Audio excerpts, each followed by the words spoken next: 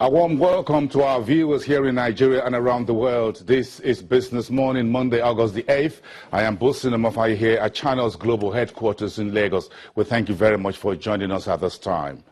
Now let's start with the markets this week. Finance Minister Kemi Adeosun, the heads of the Federal Inland Revenue Service, Mr. Fowler, the head of the Debt Management Office, Mr. Nwankwo, and the head of the Securities and Exchange Commission, Munir Gwazo, met on Saturday in Lagos to fine-tune some issues around tax matters in the market, the costs of doing business on Nigeria's capital market, the rise in unclaimed dividend, as well as the state of state government bonds estimated at well over 300 billion naira. Market sources told us over the weekend that this meeting was very conclusive, and we're expecting the Securities and Exchange Commission to release a statement later today, Monday, regarding those decisions reached over the weekend between the Finance Minister, the Federal Inland Revenue Service, the Debt Management Office, and the SEC.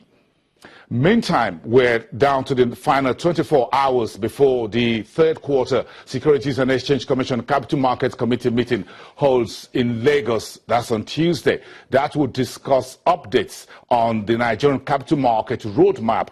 The counsel for that, Tola Muboluri, will present their reports to the wider market, as well as other reports from subcommittees of the roadmap that was rolled out a few months ago regarding the future of Nigeria's marketplace. Going, Keystone Bank is going. Asset Management Corporation, or AMCON, says the sale of the third bridge bank by name Keystone Bank will be concluded before the end of this month. Enterprise Bank, one of the bridge banks, was sold in 2014, and Main Street Bank was sold last year. Now, banking in the sun. A new commercial bank by the name SunTrust is set to begin operations on Broad Street after getting a licensing and meeting all of the requirements of the financial regulator, the Central Bank of Nigeria. This is the first of fresh banking license in Nigeria's market or banking space in nearly 20 years. Later on the program, we'll talk about the state of AMCON. The agency posts 304.35 billion naira loss in 2015 after write-downs of value of collaterals realizable from purchase of bad loans and interest on 3.8 trillion naira bond due to the Central Bank of Nigeria. And finally, in the news this morning on business, cement company of Northern Nigeria based in Sokoto State reports 72% jump in net profit to 416 million naira because its production cost is improving. And the reason is simple. Kaduna Refinery, with its output improving between 11 and 19% in the month of May, boasts CCNN's energy costs that sourcing its LPFO from Kaduna State rather than importing them. That cost in energy is improving the fortunes of Sokoto State, of Sokoto-based cement company of Northern Nigeria.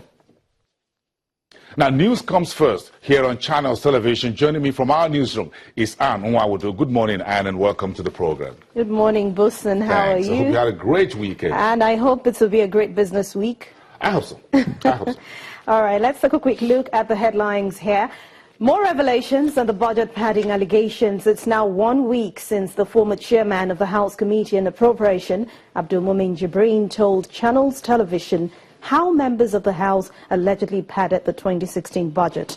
Mr. Jibrin had alleged that 4 principal officers of the House, including the Speaker, Yakubu Dogara, were all involved in padding the budget. Honorable Jibrin's allegations are getting replies from the Chief Whip of the House, Mr. Al-Hassan Ado Dogowa, in an exclusive interview with Channels Television. The Nigerian army has reiterated its determination to liberate all areas occupied by militants in the northeast region. Theatre commander of the Operation Lafia Dole, Major General Lucky Rabo, said this in Damasak, a boundary town in Mabora local government area of Borno State. He also called for more collaboration between security operatives. The president will travel to N'Djamena, the capital of the Republic of Chad, today to attend the inauguration ceremony of President Idris Deby. President Muhammadu Buhari is expected to join other heads of state and government in a show of support for President Deby, who won the country's presidential elections in April.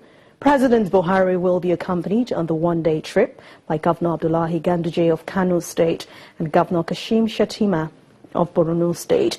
The President's delegation will also include the Minister of Foreign Affairs, Jeffrey Onyema, and the National Security Advisor, Major General Babagana Monguno. Away from our shores now, there has been a huge rally in Istanbul in support of Turkish President Tayyip Erdogan's efforts to stamp out plotters of last month's coup attempt. The president himself joined the rally with opposition leaders. He addressed the crowd saying the Turkish parliament will decide on the death penalty for offenders, saying he will approve the decision made by the parliament. Mr. Erdogan says the state will be cleansed of all supporters of the US-based cleric Fethullah Gulen. The cleric is blamed by Turkish government for attempted uprising, but he denies any involvement in the coup. Now, those are the headlines. For more stories, don't forget, go to channelstv.com.